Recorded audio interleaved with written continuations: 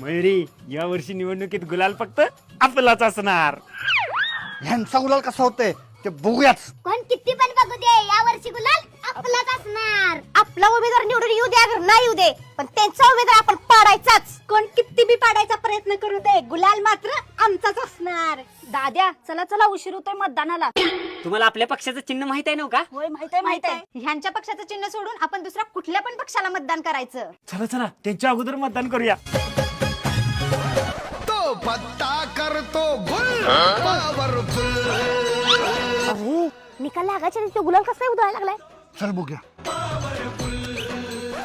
अरे वैभ्या, निवडून यायच्या आधी कसं काय गुलाल उडा लागलायस? अरे जळक्या, निवडून कोण पण येऊ दे, गुलाल फक्त आमचाच असणार. ते कसं काय?